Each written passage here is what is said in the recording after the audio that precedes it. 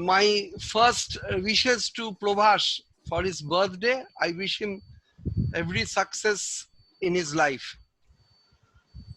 To Happy birthday to brother Pravash. so, with permission of everybody, I'm starting my talk. So, to induce vaccine-mediated protection is a great challenge. Most of the vaccines we use are developed empirically with very little knowledge about how do vaccines act. It has been seen majority of the vaccines produces antibodies, but the titer of the antibody does not correlate with the degree of protection. So I'll try to give you some glimpse about how do vaccines act. You don't try to read the slides, though my slides are mainly pictorial and sometimes very dazzling. You ঋতুদা just আমি listen. একটু interrupt করছি, আপনার ছবিটা দেখা যাচ্ছে না, আপনার হাত দুটো দেখা যাচ্ছে, একটু ক্যামেরার সামনে আসুন। ক্যামেরাটা তোকে ফোকাস করছে, তুই ওদিকে সরে যা।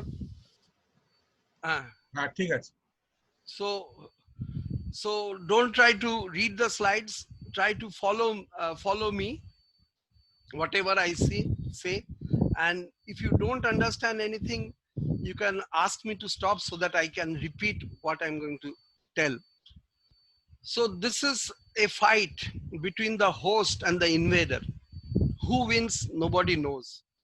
Whether the heron or the frog, it is a great challenge to both of them. So I'll be dealing with the lymphatic system, which is the seat of the immunity, and the cells of the immune system, which consists of lymphocytes, the antigen presenting cells, and the effector cells. And I'll be telling a little bit about the innate and adaptive immunity. So this is the anatomy of the human immune system. It starts with the, can you see my cursor? Somnath, cursor to দেখা যাচ্ছে? হ্যাঁ দেখা যাচ্ছে, দেখা যাচ্ছে। So let's start from above downwards. It starts with the adenoids and the tonsils, then the thymus, then the lymph nodes in the different parts of the body. The lymph nodes and the spleen, they play a very important part in the immunity. And then comes the other lymphatic structures like Peyer's patches and ultimately the bone marrow. So it is the lymph node. In the lymph node, these are germinal centers. These are dynamic center which appears in the lymph node following an antigenic stimulus.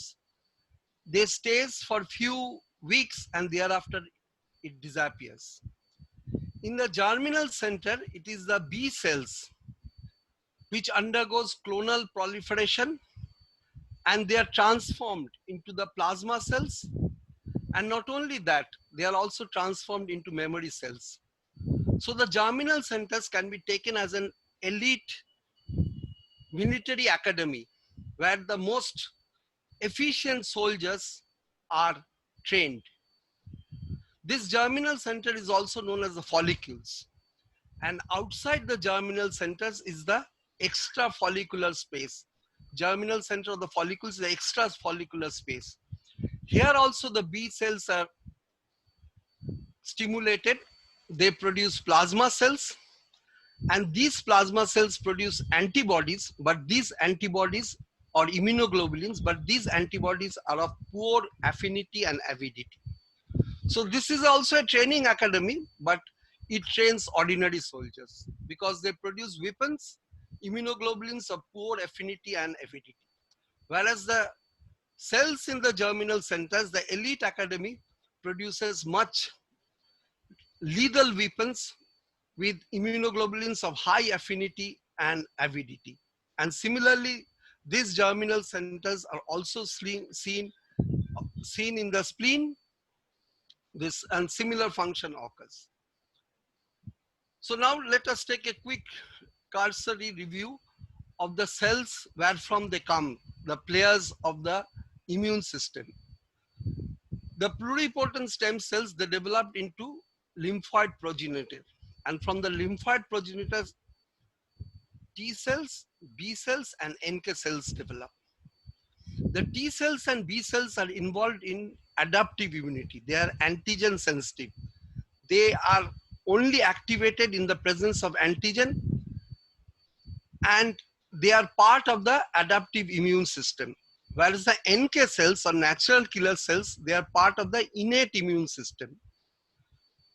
They are antigen independent. Whenever your body is transgressed by any pathogen, NK cells and other cells, they starts fighting, and their action starts within minutes and hours, and irrespective of the pathogen, they will attack almost anyone who transgresses your system. And they are all, these three cells are all derived from the common lymphoid progenitor. Another important cell from the myeloid progenitor is the immature dendritic cells. These immature dendritic cells constantly patrol your body. They are found in innumerable amounts in the dermis, in the highly vascular muscular tissues, and whenever they come across any intruder, these immature dendritic cells, with the action of the other players of the innate immunity, for example, NK cells, the polymorphonuclear leukocytes, they get stimulated. They become mature dendritic cells. But these mature dendritic cells, they are soldiers of very poor quality. They don't have any lethal weapon. They cannot kill anybody. They are only supplied with a whistle and a handcuff. They are supplied with a whistle and a handcuff. When they come across an pathogen, what they do, they blow the whistles or they liberate cytokines to draw more and more dendritic cells, and they catch hold of the pathogen or the antigen and take them to be presented to the cells of the adaptive system. So in short, we are provided with three important cells. One is dendritic cells, which are ordinary patrolling policemen with no capability of killing anybody.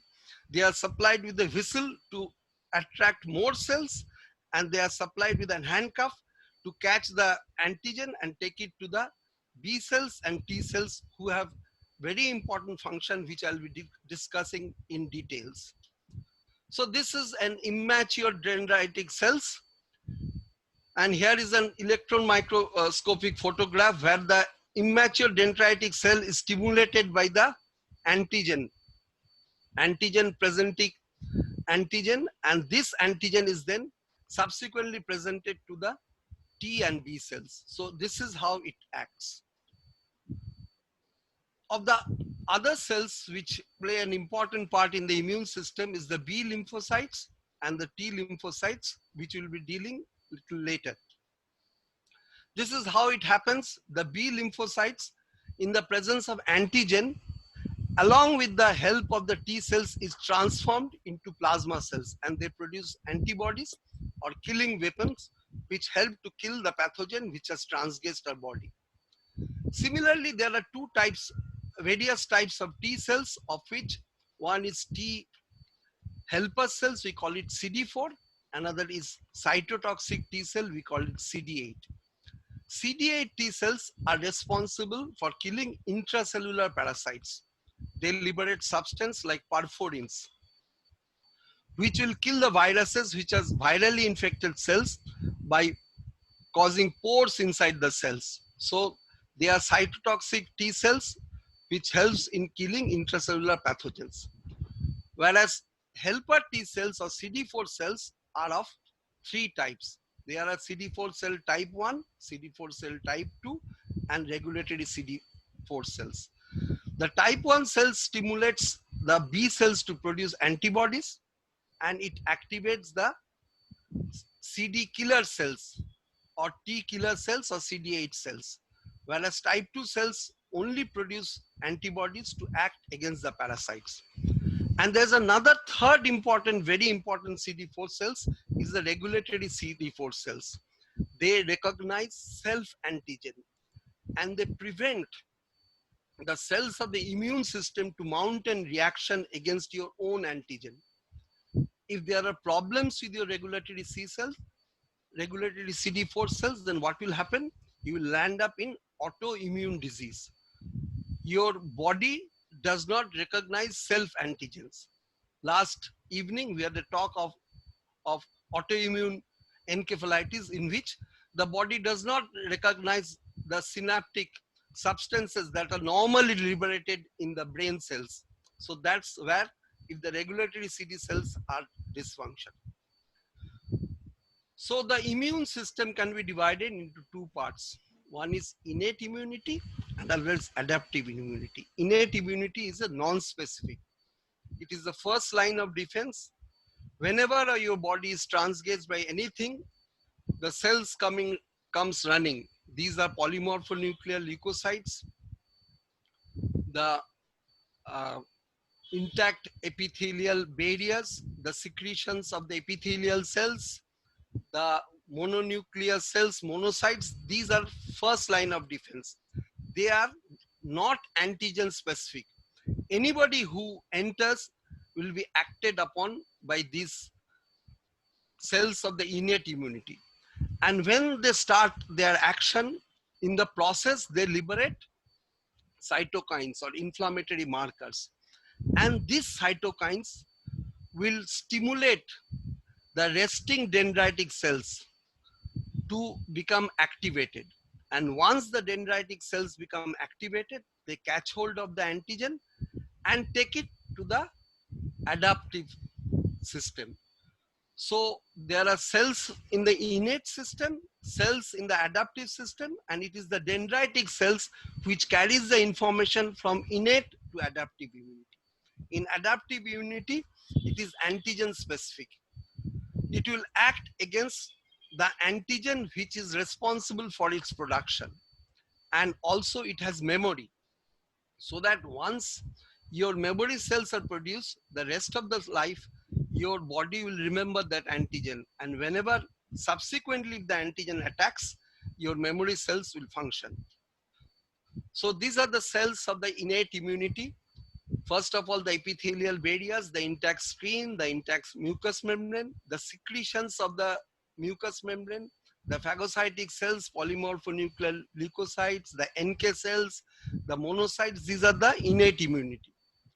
And when these cells, they act, they liberate cytokines which will stimulate the dendritic cells, and the dendritic cell will carry the information from innate to the adaptive immunity, and they will stimulate either the B cells to produce antibodies, or they will stimulate the T cells to produce cytotoxic T cells and other helper T cells, which I'll be coming in little bit detail. So the adaptive immunity starts in minutes and continues for hours, whereas the innate immunity starts in minutes and continues for hours, whereas the adaptive immunity continues for days, months, and years. And in fact, your memory cell will remember the antigen, remember the enemy for your rest of your life. So this is the innate immunity is antigen independent. It is an immediate response. It is not antigen specific, and it does not produces any memory. Vis-a-vis adaptive immunity is antigen dependent, and as there's a lag between. It will take some days to start its action. It is antigen specific and it produces memory cells. So this is how a pictorial depiction of how it occurs. This is how a normal skin is transgressed by bacteria. Once the normal skin is transgressed by the bacteria, the cells of the innate immunity, they come first. And once they come first, they liberate cytokines which will stimulate the dendritic cells which is patrolling the dermis. And these dendritic cells, once stimulated, they become activated. They will catch hold of the antigen. Then they will take the antigen. Not only they will catch hold of the antigen, they will blow the whistle to attract more and more dendritic cells. More and more dendritic cells come, more will be the innate immunity, and more this dendritic cell will carry the antigen through the lymphatics into the lymph nodes, stimulate the T cell and the B cells, and so a huge amount of immune rush will take place.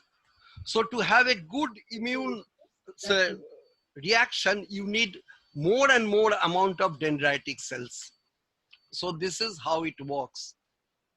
And what happens when we give an vaccine, what we do? We first stimulate the innate immunity. This innate immunity in turn will stimulate the adaptive immunity, which will either result in antibody production from the B cells with the help of T cells, or it will produce T cells response in the form of cytotoxic and helper T cells. So it is very important, more robust your innate immunity, more robust will be this adaptive immunity. So this is how it works. I've told you before, the dendritic cells patrol the dermis. There are plenty of dendritic cells in the dermis.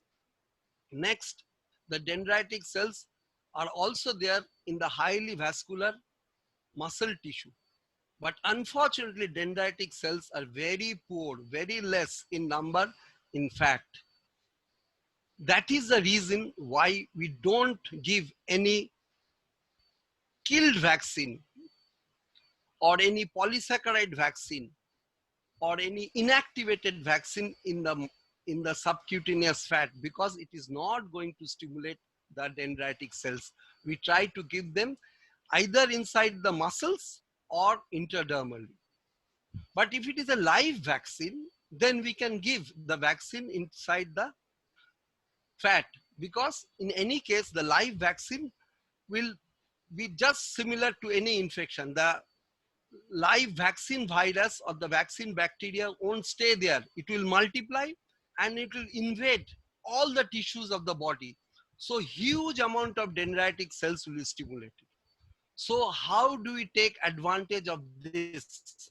Supposing if a vaccine is very short supply, if a vaccine is very short supply, where we cannot where we cannot vaccinate 30 crore children of our country, just it has happened with injectable polio vaccine. So what we did, at 1/10 of antigenic dose, instead of giving the vaccine in the intramuscular, we give injectable polio vaccine these days intradermal. Why intradermal? Because maximum amount of dendritic cells are patrolling the intradermal tissue. If the vaccine is very costly, or if the disease is very deadly, we want to treat immediately. For example, in case of rabies, here also people might not afford the vaccine, so we give very small amount of rabies vaccine intradermally. But in the long run, it is seen the immunity produced by the intradermal vaccination, though comparable to the immunity produced by giving intramuscular vaccine, but it is slightly less. But in certain tiring situation, we can give vaccines in lesser amount intradermally. So is there any other way to increase this innate immunity? Yes, there is other ways also. What we can do, we can combine the antigen with an adjuvant. What are adjuvants? Adjuvants are inert substance. Inert substance, mostly aluminum salts. What they do, they produce a sterile inflammation. They produce a sterile inflammation where the vaccine has been administered.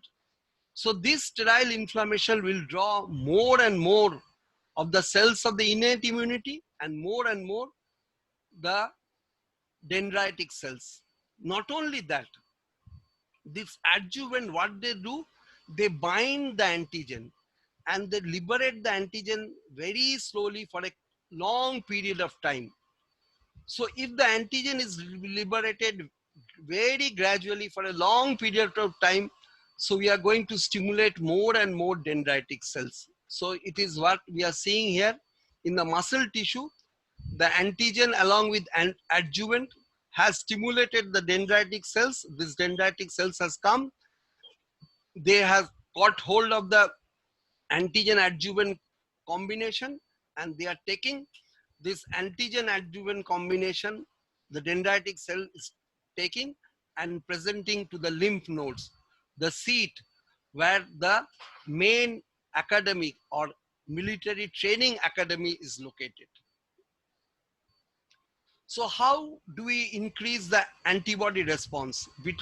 It is by the type of the vaccine. As I've told you before, Live vaccine, because it is living vaccine, it will multiply by itself. It does not matter where we give. Even if you give intradermal, in the fat, in the muscle, it doesn't matter. So live vaccines are always will produce more stimulation of the innate system. Similarly, protein vaccines has been seen will produce much more robust immunity as compared to the non-protein polysaccharide vaccine.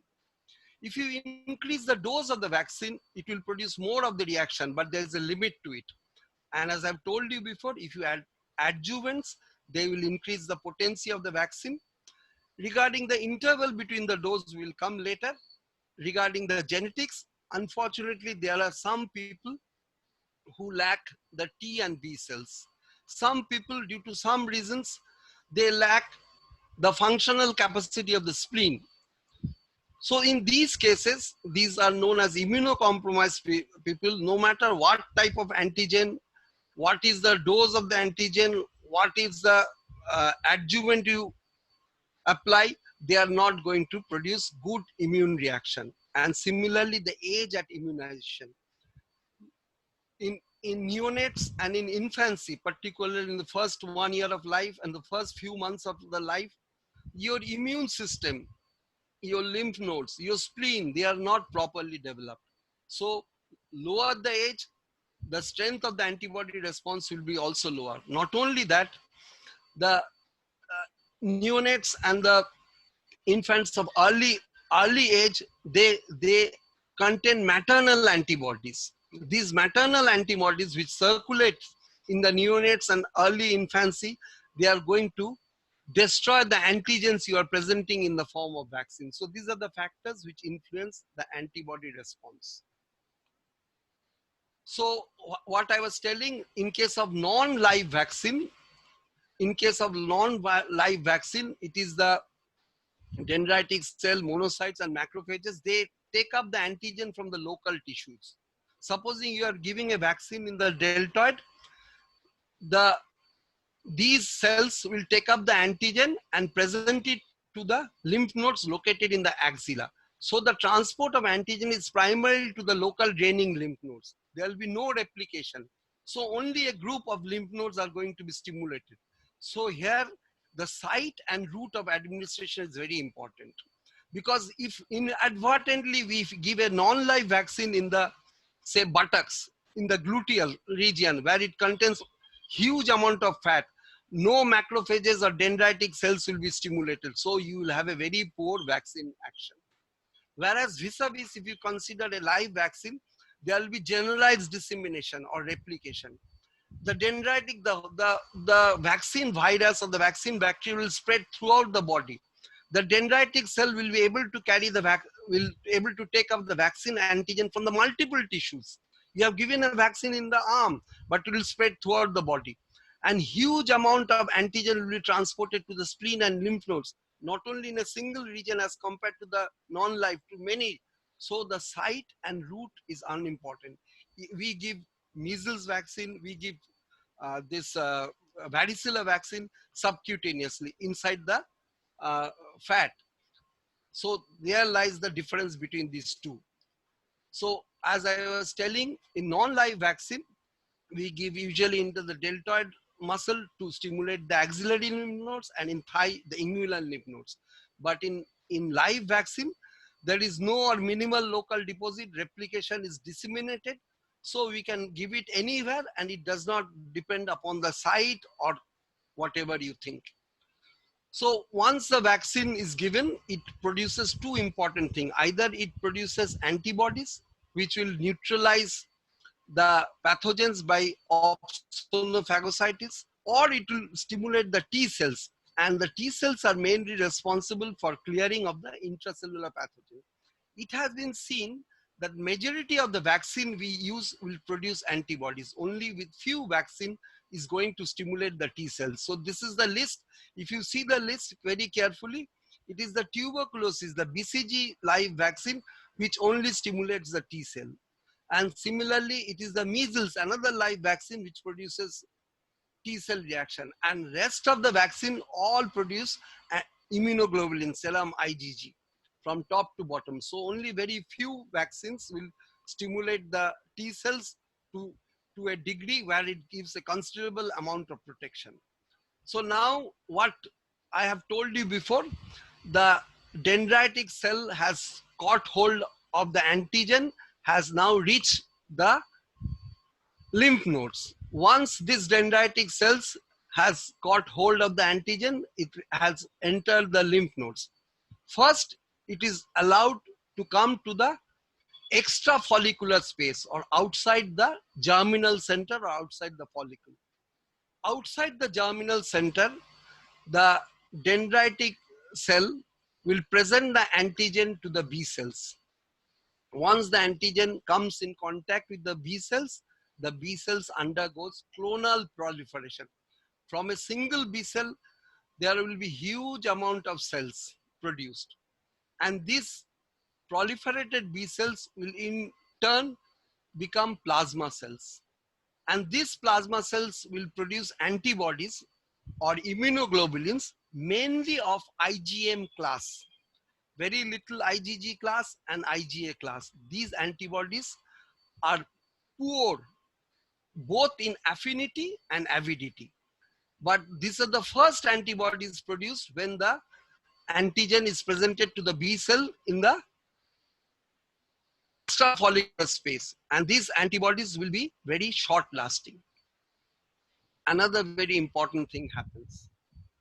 The antigen which stimulates the B cell also has stimulated the T cells, the T helper cells. And the T helper cell now instructs some of the B cells to enter into the germinal center, the elite military training academy. Once the B cell enters the germinal center, along with the follicular dendritic cells and follicular T helper cells, it will undergo a massive clonal proliferation. See the amount of proliferation here and see the amount of proliferation there. It is many times higher. Not only it will undergo a massive proliferation, but also these proliferated cells, they will transfer into plasma cells. And these plasma cells, see the size, they are of high quality plasma cells. And they will produce high quality immunoglobulins, lethal weapons, most dreaded and latest weapons, high quality of IgG antibodies. And these IgG immunoglobulins will pass into the blood. And this is a huge surge of antibody as compared to the extrafollicular reaction. Not only the story ends here, some of the plasma cells will leave the lymph node, go through the blood and find survival niches or survival space in the bone marrow where they can stay for a long time, supplying antibodies at a low level, but at a continuous level. So this is what happens in the lymph nodes. Two centers are there, extrafollicular producing poor quality immunoglobulins and germinal center or follicular producing high quality of immunoglobulins. Now let's come to the next step. After 4 to 6 months, some of these B cells which are transformed into the plasma cells, they will be transformed into memory cells. They will be transformed into memory cells instead of plasma cells.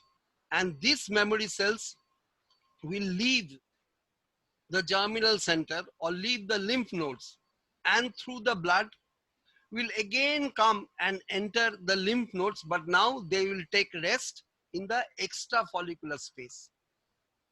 Production of these memory B cells takes some time. It takes 4 to 6 months and we call it affinity maturation.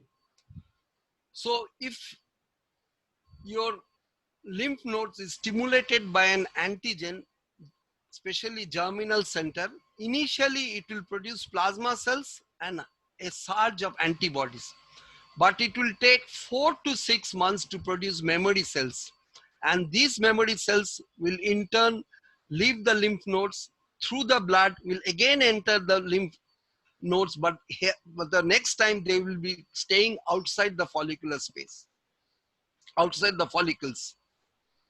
On subsequent exposure to antigen, these memory B cells will transform, will undergo proliferation. Memory B cells will undergo clonal proliferation, and they in turn will again transform into plasma cells, and they will produce a second surge of immunoglobulins of high quality IgG.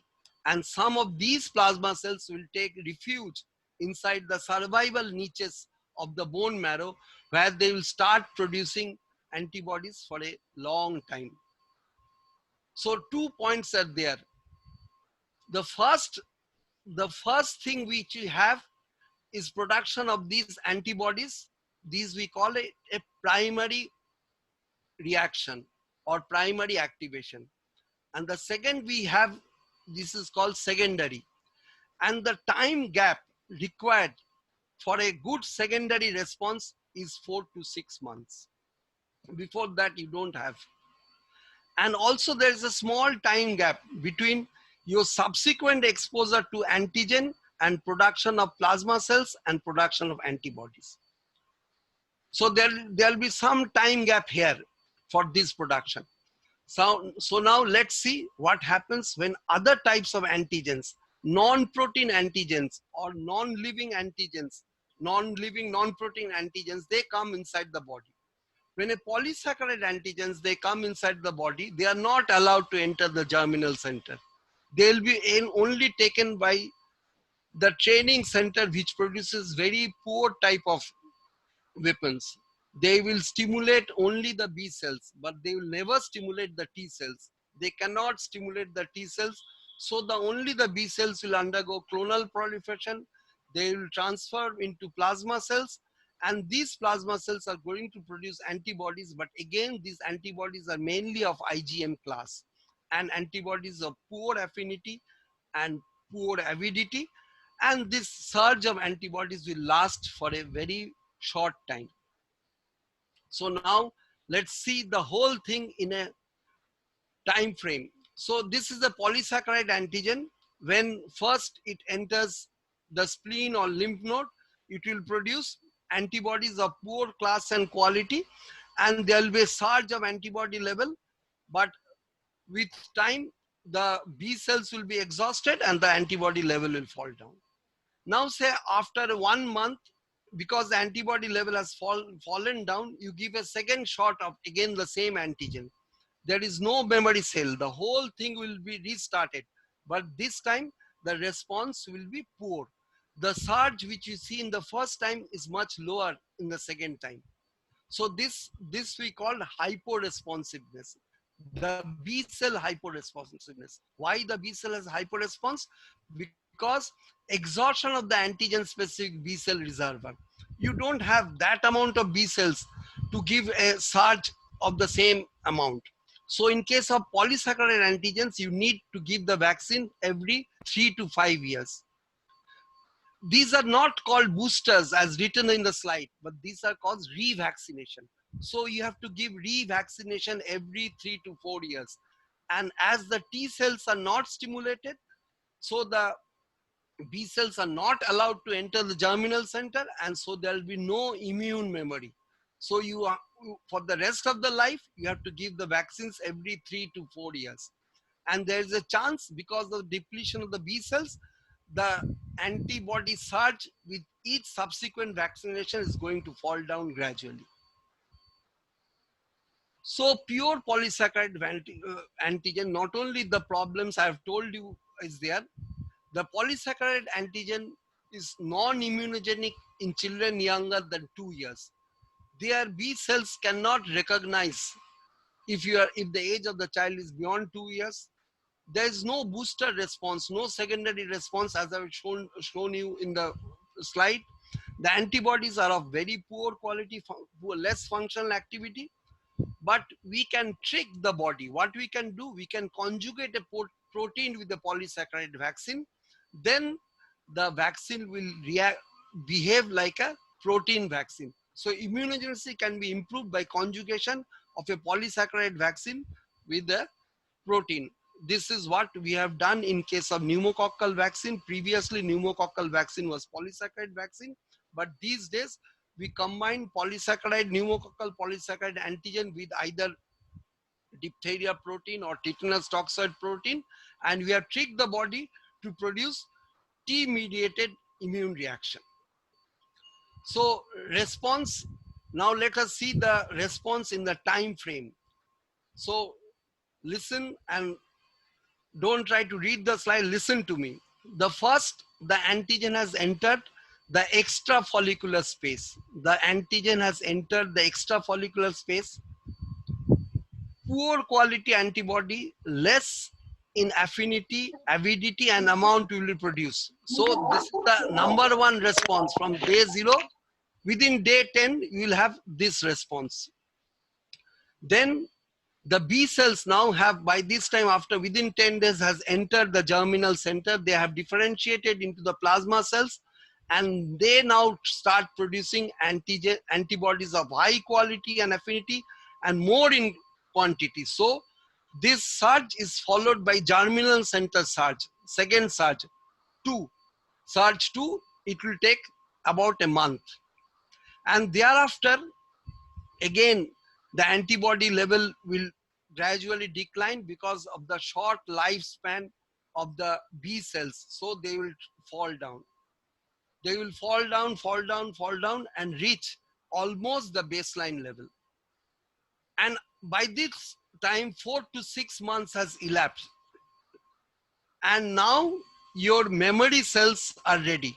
So if you have a second stimulus of antigen, because of reactivation of the memory cells, there will be a secondary wave, which will be much higher than the primary, and which will produce antibodies of very good quality, and they will sustain this surge for some time. And thereafter, again, because of the plasma cells, they are not immortal cells. They're going to die after some time. Again, the antibody level will fall down. But I have told you before, some of the plasma cells, they take refuge inside the stromal niches of the bone marrow. And these plasma cells will produce antibodies, but in lesser quantity. So the antibody level will continue for some more time, but in a lesser quantity. So what is the problem in this? The problem is that very simple, that once you stimulate by giving a vaccine, first 1 month it will have a good antibody. But thereafter a gap of 6 months where the antibody level will fall down. So where is the protection in this period against the disease? To protect in this period, you have to give, again, we have to give antigens. But this antigen will never produce a secondary high immune response, but it will produce a second primary response, a third primary response, a fourth primary response. Like this, it will continue. To have a secondary response, which will produce high quality, huge amount of antibodies, at least a 4 to 6 months gap is essential. So there are many problems. So let us take an example. So this is the first antigen, it has been given. It produces the first primary wave. But after 1 month, the antibody levels falls down. So we have given a second antigen at the end of 1 month. So it will produce a second primary wave. So vaccines given at 1 month interval will only produce primary waves. They will never produce high level of secondary waves. Now let us take another example. A vaccine has been given at day 0, it produces the first primary wave. But the second antigen is given after 4 months. So now it will produce a secondary wave, which will rise very, very high quantity of antibodies. But the problem with this, the intervening period of 4 to 6 months, you are not protected. So the ideal combination would be, first you give the first dose at day 0, the second dose at 1 month, and give a third dose at 6 months, which will boost a secondary response. But the problem with this vaccine schedule is very simple. Between 1 to 6 months, the protection will be zero. So for a proper vaccine campaign, you have to consider many things. First of all, you have to consider the disease burden. How severe is the disease? Which is the age group where maximum amount of disease occurs? You have to consider the logistic. India is a big country, 130 crore population. To immunize a children of 30 to 50 crores, the logistic is huge. If you take a very simple example, say, let us take an example of DPT vaccine, which we administered very early in life. Why? Because the pertussis, is a dangerous disease if it occurs in the neonatal period or in the first few months of life. So we need protection very early in life, knowing very well that in this early period, your immune system of the baby has not yet developed. Not only so, in this very early period, it is the maternal antibodies which are circulating. So the antigen you administer at 6 weeks of age, how far it will be of any value is doubtful. But still we give. Why we give? Because pertussis and other diseases which we covered in the primary vaccine are extremely important illnesses in the first year of life. In fact, maximum amount of these illnesses occurs in the first year of life. With maternal antibody, the first dose only act as a priming dose. And the rest of the dose we give will produce an immune reaction, but this immune reaction will be of primary type. So a booster dose at the second year of life will give a durable immunity because it will give a surge of antibody level, and also the plasma cells which are surviving in the niches of the bone marrow, they will produce antibodies, but at a lower level for a prolonged time. So selecting a vaccine in our country is very difficult because we have to have only primary response, and to have a good primary response, what you do, you need to give more and more of vaccine. So that's the reason why we give EPI vaccine, the primary vaccine, at 6 weeks, 10 weeks, 14 weeks. But take an example of a Scandinavian country. There the disease burden is low. The risk period is not that high in the early stages. So they can wait, they can give time for the immune system to develop. So they will give the first dose at the age of 3 months, whereas we are giving the first dose at the age of 6 weeks. There, 2 doses will suffice. They will give first dose at 3 months and the second dose at a gap of 2 months at the 5 months, and they will give a third dose at the age of 1 year, roughly 6 to 7 months gap. So there they can follow the ideal combination which I have showed you, because the risk of the disease is much less, but we cannot afford this. We need to give vaccines very early, knowing very well these vaccines might not be that effective, but again we have to give at 6 weeks, 10 weeks, 14 weeks, because the burden of the disease is maximum in the first few months of life. And we give booster dose at the second year of life, whether they give booster dose at the 1 year. So their way of thinking, because of the logistic reasons, is quite different the way we do. We compromise to give protection. The little amount of primary response which we have might tide over the child, because our child are malnourished. They are more prone to infection vis-a-vis compared to the child who are born in the Western countries. Another very important thing you should remember regarding the immunization, that once your memory cell is stimulated, you need not start the vaccines again from the beginning, because your memory cells are there. Once you give the antigen again, it will produce an antibody response. And also you should remember, regular booster doses are not required to maintain immune memory during the low risk period, for example in travelers. And certain immunization schedules may not need boosters because they have natural boosters. Let me cite an example. In previous years, 3 doses of triple antigen was good enough to protect against pertussis till 5 or 10 years of age in our country. Why? Because pertussis was still circulating in our country. A child who has received 3 doses will be infected by pertussis. But because as his immune cells or memory cells are there, this natural pertussis infection will act as boosters. So certain immunization schedule may not need boosters because they will provide natural boosters. And booster is not needed when reactivation of the immune memory by the offending pathogen is sufficiently rapid to effect. For let me give the examples of hepatitis B. Hepatitis B has a long incubation period. It has an incubation period of 90 days. By the time, if you are already primed by 3 doses of hepatitis B, an exposure after that, by the time the hepatitis B will produce disease, the memory cells which are there, they will produce the antibodies much rapidly. So you need not give a booster in case of hepatitis B. So the live vaccines have a longer duration than non-live vaccines.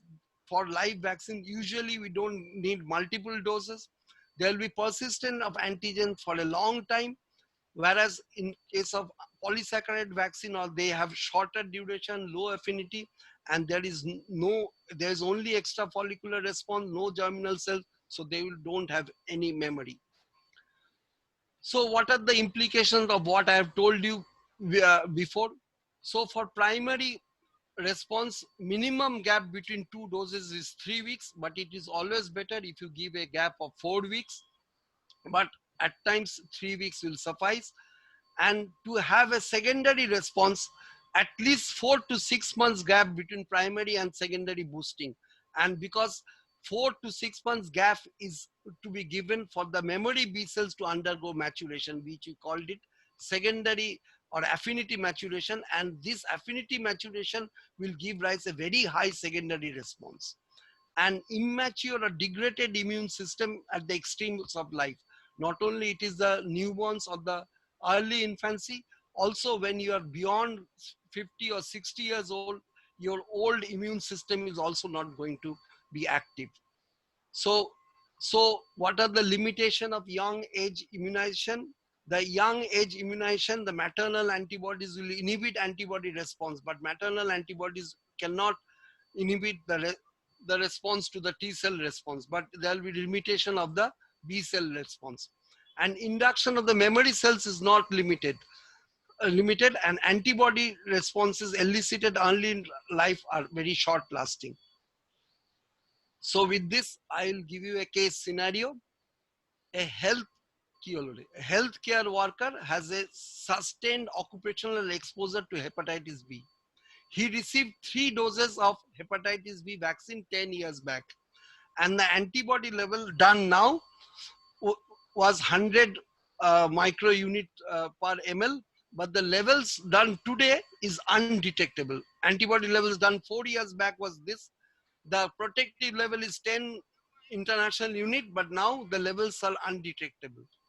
So do you need to give a booster dose of hepatitis B, or you give hepatitis B and hepatitis I immunoglobulin, or no intervention needed?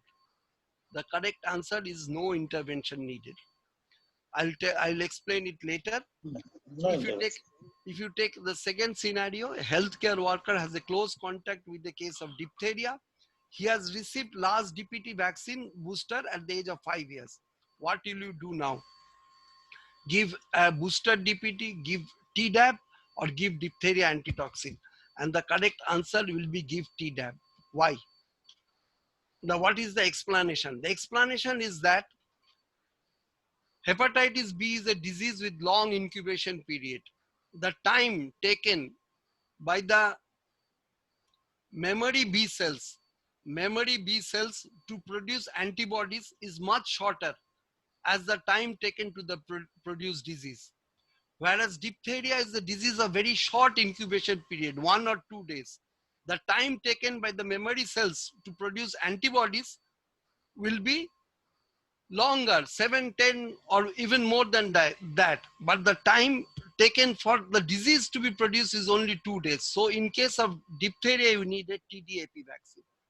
So with this, so need for regular boosters are in diseases which are incubation period is short, like diphtheria, tetanus, Hib, pneumococcus, are not needed as incubation period is long, is hepatitis B, hepatitis A, and human papillomavirus vaccine. So with this, I thank you for your patient hearing. And if you have any questions, you can ask me. I have one question. That is pneumococcal polysaccharide vaccine, that is multivalent. That's a polysaccharide vaccine. We don't repeat it. We just give it one shot. We like that is basically for geriatrics, like Yes. above 60 years. So that being a polysaccharide vaccine, we don't repeat it. Do we? So how is it possible to? Actually, I told you before, many things are not exactly known, but it has been thought that this pneumococcal polysaccharide vaccine, they might have something to do with the memory B cells, and they might be able to give some protection. But as I've told you before, this immune system is not yet properly known. I can give you innumerable examples. We never give varicella vaccine and MMR in a gap less than 1 month, because they are 2 live vaccines. But there are another 2 live vaccine, for example, yellow fever vaccine and measles vaccine, you can give it within 1 month. There is no explanation why it happens, because I told you at the beginning, the half of the things are not known about the immune system. So one dose is okay, like after 1 dose 60 is years, okay. Most likely, due 5 to বছর পরে তো reasons not known. might need to repeat after 5 years. 5 years the immunocompromised person, then we give another dose after 5 না years. ঋতদা যাদের 65 years above হয়েছে তাদের কিন্তু বলে যে যদি নিমোভ্যাক্স ইউজ করা হয়, পলিস্যাকারাইড ভ্যাকসিন ইউজ করা হয়, তাহলে কিন্তু 5 ইয়ার্স পরে আরেকটা কিন্তু রিপিট করার কথা কিন্তু বলছি তো সেম ব্যাপার, একটা 5 years পরে you can repeat. But whatever I have taught you, that polysaccharide vaccines will need repetition of the dose every 3 to 5 years, but you're not Yes. following. yes. Why? Because the reason is very simple. Because half of the things in the immune system is not yet known. This has been written clearly in Plotkin. We don't know exactly how it occurs, how it happens, because these things are mostly empirical. Same live vaccines can be given within 1 month, but also there are examples live vaccine cannot be given within 1 month. আচ্ছা, আমার একটা question আছে, ভ্যাকসিনটা কি একটা ঢপ? No, it is not a DOP, because we have Not at all a DOP. we have conquered smallpox. কমে গেছে দেখেছো, we are in the verge of controlling polio. না না একদমই নয়, ডপ তো নয়। DOP হলো না। No, we have you না, না, অপরাধ remember, you ইচ্ছা have করে seen তুলেছে এটা। অপরাধ জানে ডপ নয়। extra polio ward in our student days. We had a polio, ward, yes. the polio ward. So we saw so many patients paralyzed, half paralyzed, full না না, paralyzed. আমি বলছি না, আমি বলছি না সেইটা যে ভ্যাকসিনটা ঢপ। আমি বলছি যে ধর এই 1 মাস কি 1.5 মাস কি 2 মাস These are not exactly known. Not known exactly. আমি সেটা Nobody knows. আমি তো এই জন্য প্রথমে বললাম। আচ্ছা, আমার একটা কোশ্চেন আছে যে আইপিভি তো সাবকিউটেনিয়াস দেবে বলছিলি, কিন্তু হেক্সাক্সিম টেক্সাক্সিমের সঙ্গে তো আমরা আইএমএ দিই, এটা কি অ্যাডজুভেন্টের জন্য? হেক্সাক্সিম তো এটা তো লাইভ ভ্যাকসিন নয়। হেক্সাক্সিম মায়াদি যেটা বলছে হেক্সাক্সিমে যে পোলিওর যে অ্যামাউন্টটা আছে, ইনজেক্টেবল পোলিও, আর সাবকিউটেনিয়াসে যেটা আমরা দিচ্ছি সেটা অনেক কম দিচ্ছি। সাবকিউটেনিয়াস দিই না, আমরা তো ইন্ট্রাডার্মাল দিই 1/10। ইন্টারনাল অ্যামাউন্টটা অনেক কম থাকে। না না, ফ্যাকশনাল মায়াদি যেটা ফ্যাকশনাল আইপিভি আছে না, সেই প্রিপারেশনটা কিন্তু ডিফারেন্ট, তাতে কিন্তু পোলিও ডোজটা অনেক কম থাকে। হেক্সাক্সিমে যেটা থাকে সেটা ডোজ সেটা কিন্তু ডিফারেন্ট আইপিভিটা, সেই জন্য ওটা আইএমজি না। It has been seen by giving intradermal injectable polio, the amount of persons which are going to be protected is much less as compared. Much less মানে ওখানে তো দুটো দেওয়া হয়, আর আইএমএ তে তুমি 3টে দাও। ওটা তিনটের সঙ্গে কিন্তু কম্পারেবল হবে না। তুমি তো আইএম তিনটে ডোজ দিচ্ছ আর ইন্টারনাল তো দুটো ডোজ দিচ্ছ। যদি if you give IM in subcutaneous তো 2 পাওয়া days, যায় না, if you give IM 2 subcutaneous তো dose, পাওয়া যায় না। then না আইএম বলতে এক্সেপশনের সঙ্গে যেটা দিচ্ছেন বা সঙ্গে দিচ্ছেন সেটা তো না, তিনটে স্যার, দেওয়া হয় না। আমি ওই রেবিস ভ্যাকসিন আমরা যেটা আইএম দিই সেটা তো 1 ml দিচ্ছি, কিন্তু ইন্টারনার্মালে কিন্তু আমরা 0.1 ml দিচ্ছি। সে তো এটা তো 110 ডোজ লাগবে, আমি তো বললাম তো ডোজ নিডেড 110, কম্পোজিশনটা তো সেমই আছে, মানে কম্পোজিশন সেম থাক কিন্তু Same অ্যান্টিজেন হলেও অ্যান্টিজেন whole area রিকোয়ারমেন্ট তে ইজ লেস। ওই যে ডেনড্রাইট সেলটা তুমি জার্মিসের ক্ষেত্রে বেশি What a পাবে, ফ্যাটের huge ক্ষেত্রে amount of কম আসবে। dendritic cells are there in the intradermal, so you are stimulating the innate immunity much higher level. If you stimulate the innate immunity much higher level, it is going to help for the adaptive immunity. Single IPv তো পাওয়াই যাচ্ছে না এখন, তাই না? না না দাদা একটা প্রশ্ন আছে আমার, এই যে সাবকিউটেনিয়াস বা ইন্টারডার্মাল আইএম ছাড়া কোনো অন্য রুটে দেয়া যায়? আমি ওরালটা বাদ দিচ্ছি, ওরাল পোলিও তো চলে যায়। Intranasal দেয়া যায়, intranasal দেয়া যায়, যেমন live influenza vaccine can be given intranasal. এখন আর পাওয়া যায় না, কিন্তু দেয়া হতো আগে। Let me answer first. Live can be given. Not only it will stimulate the antibody production, the live intranasal influenza vaccine will give rise to T cell also. So that's a very effective vaccine, but unfortunately because of its cumbersome route, it ভীষণ can- conversion root অনেকটা লাগে। দুটো cumbersome তো নিচে বার করে দিল। আগে দেয়া যায় না, 2 বছর আগে দেয়া যায় না, প্লাস কাম্বারসাম রুট। এজটাও 2 ইয়ার্স বিফোর দেয়া যেত না, 6 মান্থ থেকে যেমন দেয়া যায় অন্য flu vaccine. Sir, hepatitis B, in spite of low antibody titer, undetectable antibody titer, কেন দেবেন না বলছিলেন স্যার এটা? কেন তোর তো হেপাটাইটিস বি ডিজিজ করতে লাগবে 90 দিন, কিন্তু তোর memory cells will produce antibodies within 10-15 days, whereas in case of diphtheria disease করতে লাগবে 2 to 3 days because of the short incubation period, and memory B cells will give rise to antibodies after 10-15 days. So কিন্তু diseases বিদেশে গেলে- with short incubation period they need booster dose, and diseases with long incubation period they don't need booster. তো existing WHO protocol কি? Health care worker তাই, যদি না, exposure কিছু- হয় না, exposure হেলথ কেয়ার কি? ওয়ার্কার যদি এক্সপোজার হয় হুম। এবং যদি 5 বছর যদি ইন্টারভেল চলে যায়, না তার যদি একবার কোনো সময় দেখা গেছে তার অ্যান্টিবডি লেভেল, এই জন্য তো বলেছে 4 বছর আগে অ্যান্টিবডি লেভেল ছিল 400 ইন্টারন্যাশনাল, 100, হ্যাঁ, তারপরে হিজ মেমরি বিল সেলস আর দেয়ার। যদি এরম হয় যে তুই 3 বার দিয়েছিস কিন্তু তুই কোনোদিন অ্যান্টিবডি লেভেল টেস্ট করিসনি, you don't know whether the vaccine has been taken or not, সেইখানে তোকে তুই করবি কি, instead of giving a booster dose you can give a hepatitis B vaccine, vaccine single dose, single dose দিয়ে দাও। or Sir, 5 years is gone, sir 5 years এটার মধ্যে হ্যাঁ, যদি এটার কখনো মধ্যে হেপাটাইটিস বি দেওয়ার পরে টাইটার করা হয়নি, কিন্তু তারপরে যেমন ধরো বিদেশে যাচ্ছে টাচ্ছে তখন টেস্ট করতে চায় ওরা, একটা তখন দেখা গেল কিছু নেই, তখন কটা ডোজ দেবে? না আপনি যে জিনিসটা বুঝুন, আপনার ভ্যাকসিনটা টেক হয়েছে কি টেক হয়নি আপনি বুঝতে পারবেন না। হ্যাঁ, যদি কোনো সময় যদি দেখা গেছে যে আপনার ভ্যাকসিন দেওয়ার পর আপনার antibody level is more than 10, তার মানে the vaccine has been taken, it has been normally তো আমরা অ্যান্টিবডি টেস্ট করি না। সুতরাং আমরা যে 3টে ডোজ দিয়েছি সেটা এরমও হতে পারে it has not been taken. So হ্যাঁ। আইডিয়ালি হবে কি একটা হেপাটাইটিস বি ভ্যাকসিন দিন, wait for some time 4 weeks and do a test. If your vaccine has been taken, then you will mount an antibody reaction. If your sir vaccine, এটা নিয়ে অনেক সময় হয় কি বাইরে যায় যখন, তখন তো তাদের অতটা সময় থাকে না অ্যান্টিবডি টেস্ট করার জন্য, দরকার নেই 3টে ডোজে খুব কম তখন কি আবার পার্সেন্টেজ। 3টে ডোজ? না Just one কোনো- thing, তারা আমি কি তো আবার বারবার 3টে বলছি দেবে না একটা দেবে? কোনো অবস্থাতেই আপনি 3টে ডোজ দেবেন না, বিকজ ইউ হ্যাভ আচ্ছা। Stimulate the memory sales.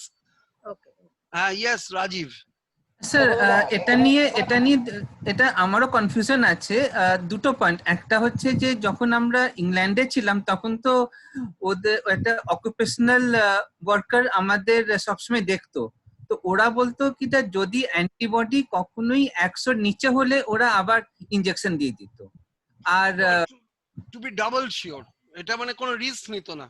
এরকম হতে পারে even after 3 doses of hepatitis B the vaccine has not been taken, এরকমও কেস আছে, দো ভেরি লেস। তো ওইটা আমরা স্যার আমরা ট্রান্সপ্ল্যান্টে বলি স্যার আমরা ট্রান্সপ্ল্যান্টে বলি কি ফর হেপাটাইটিস বি তে ট্রান্সপ্ল্যান্ট বা ডায়ালিসিসে আমরা বলি কি যে 100 নিচে হলে আবার ইনজেকশন দিয়ে দিতে, তো এটা কি কোনো মানে ডিফারেন্ট? না না, ট্রান্সপ্ল্যান্ট কিংবা ডায়ালিসিস পেশেন্ট তো অলরেডি ইমিউনো কম্প্রোমাইজ। শুধু তাই নয়, এদের তো আমরা ডবল ডোজও দিই, ইনফ্যাক্ট এক্সট্রা ডোজও দিতে হয়, আর এদের তো অলওয়েজ অ্যান্টিবডি দেখতেই হবে।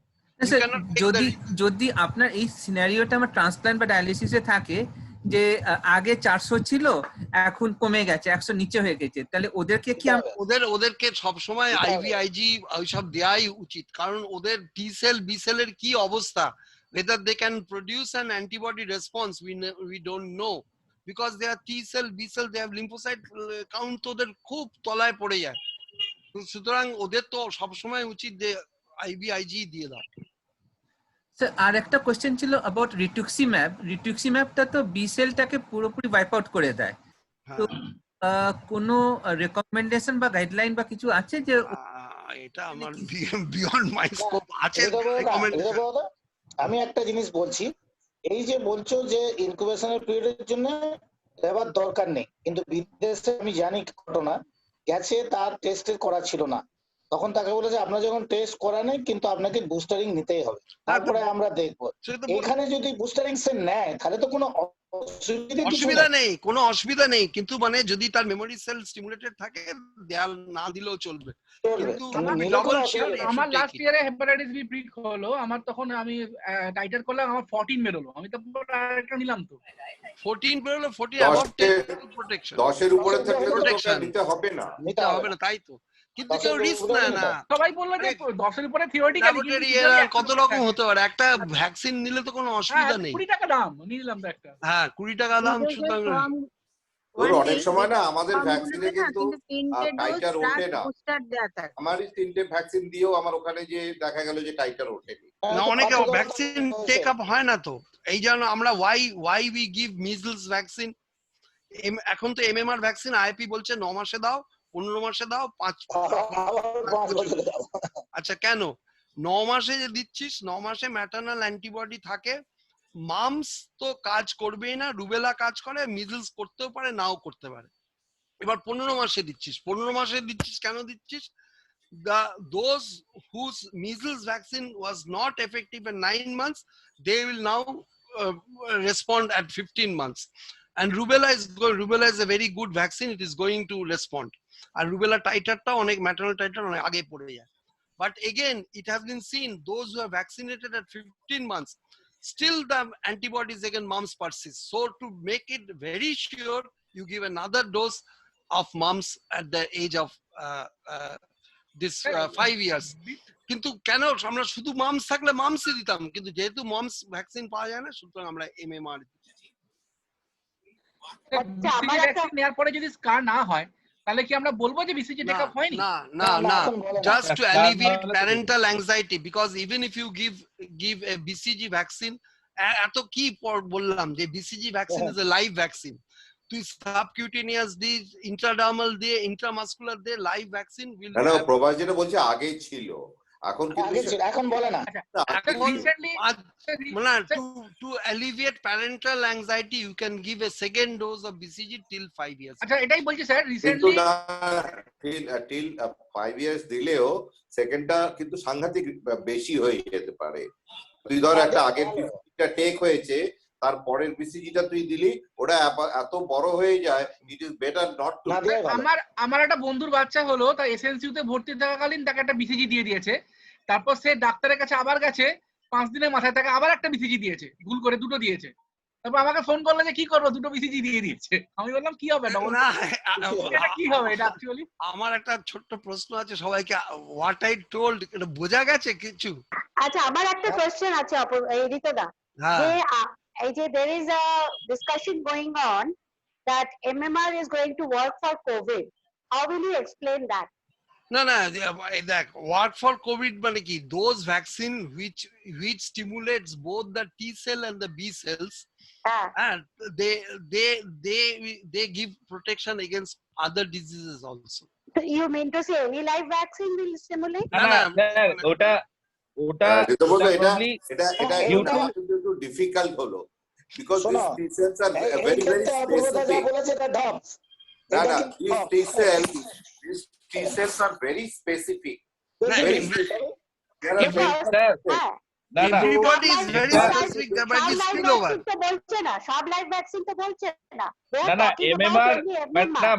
ম্যাডাম এমএমআর ভ্যাকসিনের যেটা বলছে যে করোনা ভাইরাসের যে স্ট্রাকচারাল যেটা হ্যাঁ, spillover মামস হয়। And rubella to some extent ওদের মধ্যে সিমিলারিটি আছে। যেমন That's why কালকে বলছে বলছিলাম যে ফ্লাভি ভাইরাস যেমন যে Japanese encephalitis vaccine might give some protection against dengue vaccine. হ্যাঁ সেটা সেটাই no, বলছি no, যে no, মাইট বলেছে। Give some protection. No, no, we সেটা can give only BCG bacteria সেটা rubella. নিয়মিত বলেছে। মানে Partho, হ্যাঁ, then in হ্যাঁ। that case, we can give only rubella. Only one rubella and vaccine MR. পাওয়া যায় না তো, তোকে Yeah, MMR yeah, vaccine so করতে হবে। very much রুবেলা পাওয়া তো যায়। কমে গেছে, Very much পাওয়া availability যায়, very কমে much পাওয়া যায়। এমআর আর এমএমআর ভ্যাকসিন কোথায় পাওয়া না, যায়? রুবেলা ভ্যাকসিনও পাওয়া যায়। না, সেরাম ইনস্টিটিউট তৈরি করে না এখন। না না পাওয়া যায়, পাওয়া যায় না। পাওয়া যায়। আগে আরভ্যাক নামে পাওয়া যেত, শুধু এখন আরভ্যাক, পাওয়া যায় না। এখন আর পাওয়া যায় না। পাওয়া যায় না। শুধু রুবেলা পার্থ- পাওয়া যায় না। next vaccine specialist. পার্থ তোর বাচ্চা শুয়ে পড়েছে রে? এই, ওরা নিচের ফ্ল্যাটে গেছে, ওরা নিচে একটা জন্মদিনের পার্টি আচ্ছা, এই DPS টা বারবার দেখাচ্ছে কেন? হ্যাঁ কি কালকে কি জানি কালকে ও দেখাবো। খালি ওটা খেয়াল খালি এটাই এই তো দেখায়। শোনো, কালকে আমি একটা লিটারেচার পড়লাম, বললো ইনফ্লুয়েঞ্জাও নাকি কোভিডে কাজ করবে। এদিকে আবার বিসিজি নিয়ে এত করেছে, আরে এগুলো এগুলো- সব কোনো মানে নেই। আচ্ছা হ্যাঁ। এই যে ব্লাডার ক্যান্সারে বিসিজি ভ্যাকসিন দেয় কেন? হ্যাঁ? এই ব্লাডার ক্যান্সারে বিসিজি ভ্যাকসিন দেয় কেন? এ আগে কোথায় উঠে গেছে? ইমিউনোমডুলেটর উঠে এখন গেছে। সে- ওই ইমিউনোমডুলেন্ট ওটা এখন আর দেয় না। ইমিউনোমডুলেটর হিসেবে দিত। আচ্ছা, আগে ছিল এই মেলানোমাতে দিত ওগুলো তো থিওরিটিক্যালি এখন আর তো দেয় না কেউ। কোভিডের অনেক কিছু বাইরে জিনিস কিন্তু ভাব এখনো চলছে। দেয়, বিদেশে কিন্তু এখনো দেয় এবং ভালোই কাজ করে, আমি জানি আমার নিজের কি রে? রিলেটিভ কেউ দিয়েছে দেয়। চল চল চল রাজীব কি বলে? রাজীব রাজীব ঠিক আছে, আর নেই আমার একটা রাজীব নেই, চলে আমার একটা গেছে। কোশ্চেন আছে হ্যাঁ। যে পুরো এই একটা যে চ্যাটে কোশ্চেন টাইফয়েডের যে কনজুগেট ভ্যাকসিন টিসিবি যেটা আমরা বছর পর্যন্ত বলতে কোনো কনজুগেট ভ্যাকসিন তো আমরা সিঙ্গেল ডোজ দিই না, so why typhoid single dose is enough? আমরা বাকি সমস্ত কনজুগেট আমি ভ্যাকসিন আমি তোকে বারবার বলছি, এই যে আমি যেটা বললাম না, this are not very well documented. মানে একমাত্র একটা ভ্যাকসিনের এফিকেসি এফেক্টিভনেস বোঝা যায় when it is field studied. কিন্তু থিওরিটিক্যালি তো conjugate vaccine should have more than one dose. very pertinent question. হ্যাঁ, নিউমোকক্কাল মানে কনজুগেট তো দেওয়া হয়। আন্ডারস্ট্যান্ড সেই জন্য জাস্ট ওয়ান manufacturer বলে আমরা তো হিপ কনজুগেট ভ্যাকসিন তো আমরা 3টে জায়গায় 4টে দিচ্ছি। হ্যাঁ, না, তাই তো, সেটাই নিউমোকক্কাল বলছি, তাই তো, theoretically- নিউমোকক্কাল কনজুগেটও তাই তো। Only ভালো লাভ হয় Conjugate- ভ্যাকসিনটা দিয়ে। কনজুগেট না, না, ভ্যাকসিন যেকোনো- মোর দ্যান ওয়ান ডোজ হওয়া উচিত। না না কনজুগেটেড ভ্যাকসিন তো হবে, যে কোনো লাইভ ভ্যাকসিন ছাড়া inactivated vaccine they will require more than one dose. Typhoid তো কনজুগেট ভ্যাকসিন। হ্যাঁ, মানে সেটাই বলছি যে ইনঅ্যাক্টিভেটেড টাইফয়েডটা- লাইভ ভ্যাকসিন আর হ্যাঁ। লাইভ ভ্যাকসিনে কম ডোজ লাগবে, ইনঅ্যাক্টিভেটেড আরে ভ্যাকসিন তো বাবা, বেশি ডোজ পার্থর লাগবে। কোশ্চেনটা হচ্ছে আইআইপি রেকমেন্ড করছে টাইফয়েডের জন্য 1 ডোজ, whereas আদার কনজুগেট টাইফয়েডে ভ্যাকসিন তো এর মধ্যে আফটার 3-4 ইয়ার স্টাডি হয়নি তো। এই 10টা বাজে, চলো অনেক হয়েছে, লেটস লিভ। খুব ভালো বলেছিস ঋতব্রত, আমি তো যখন বললি সব বুঝে গেছি মনে হলো, কিন্তু এরপরে মনে হচ্ছে আমি ওটা সব ওটা ভুলে আমার গেছি। কিরকম হয়েছে, আমার হয়েছে মনে হচ্ছে অনেক বুঝে গেলাম, একটু পরে সব ভুলে গেছি। ঠিক আছে, সব বুঝে থ্যাংক ইউ, আই গেলাম। Am living, thank you Sir, ভালো ভালো হয়েছে, খুব ভালো হয়েছে। Sir Thank you. ইমিউনোলজি পার্টটা খুবই ভালো হয়েছিল, ওটা আমাদের থেকে অনেক সময় নেফ্রোলজিতে তো আচ্ছা। আপনাকে আবার আমরা আলাদা নেফ্রোলজি গ্রুপের জন্য একটা ইমিউনোলজি করতে বলবো বেসিক। আচ্ছা ঠিক আছে, বেসিক ইমিউনোলজি অত বেশি জানি না, এটার জন্য প্রচন্ড কষ্ট করতে হয়, এত পড়াশোনা করতে, মানে যেমন অপূর্ব পড়তে ভালোবাসে, আমি তো পড়ার বই পড়তে ভালোবাসি না, আমার মানে পিছনে আমার বাস নেই আপনার। তোমাকে কেন কিন্তু আমি নিলাম? নিউমোকক্কাল 5 বছর একটু করে কষ্ট রিপিট করতে করতে হবে। So thank you, I am living. Okay, thank you Hriday da, thank you. Thank you sir. Somnath পুরো শুনেছি, ঢুকে গেছি। আর কি বলছেন বললেন? না আজকে ঢুকতে পারবো না বলছিলাম না, ওর ও, ক্লাসটা আচ্ছা, ক্যান্সেল হয়েছে। আচ্ছা আচ্ছা চলো লিভিং। হ্যাঁ অরূপদা হ্যাঁ ভালো আছিস তো? ভালো কি বলবো বলো তো, ব্যথাটা তো এখনো আছে, আর মাথার স্পিচটা সেকেন্ডারি স্পিচ লেগেছে। সেকেন্ডারি লাগলো? হ্যাঁ হ্যাঁ হ্যাঁ। কি অ্যান্টিবায়োটিক খেতে হলো?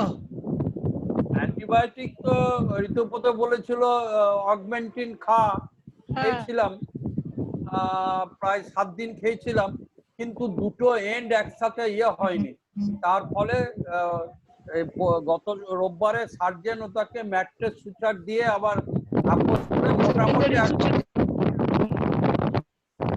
সেকেন্ডারি সুচার দিতে হলো। হ্যাঁ হ্যাঁ, কিন্তু পিঠের ব্যথাটা যাচ্ছে না, ওইটাই খুব পুরো শটান পড়ে গেছিল পিঠে লাগলে? একদম মানে আপনি কি পুরো শটান পুরো পড়ে গেছেন? একদম। ও আমি ভেবেছি শুধু মাথায় লেগেছে। না না, within a fraction of second. ও বাবা, মাথাটা সিঁড়িতে, সাবধানে থাকবেন। আরে 88 বছর পর্যন্ত তো বাঁচবই, বলদি তোমার সাথে কি শুক্রবার দেখা হবে? কালকে দেখা হচ্ছে তো, জুম মিটিং। জুমেতে না, সাক্ষাতে। সাক্ষাতে, হ্যাঁ শুক্রবার। কাল জুম 2টো থেকে কিন্তু থেকো। কি জুম? কাল আমাদের একটা ইনভেস্টিগেটরস মিট আছে অনেক। আর আলোচনায় ভালো লাগছে না। 3.5 ঘন্টা, 2টো থেকে 5:30। বাবা মাথা ব্যথা হয়ে যাবে। কি করে থাকবো? সেই থাকবো। প্রজেক্ট থাকবো বেরোবেই করতে। কালকে তো এনএনএফ এর মিটিংও আছে দেখছি। হ্যাঁ, রাত 9টায় মিটিং করছে। হ্যাঁ, তখন আমাদের ক্লাস চলতে কি করে যাব বলুন তো? রাত 9টায়। কালকে ডক্টর ঘোষের ক্লাস আছে তো সোমনাথ? ওটা সিপলা করছে, আমি না। ও কাল পরশু দুদিন আমার ছুটি।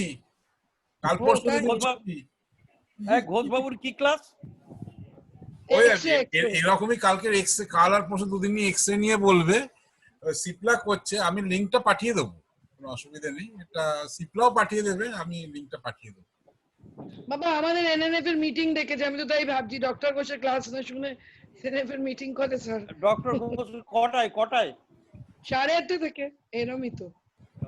আমার 2টো মোবাইল, 4টে মোবাইল আছে, যে কোনো একটাতে লাগিয়ে দেবো, দিয়ে করে শুনবো তো একটাই, 2টো তো 4টেতে ভিডিও অন করে।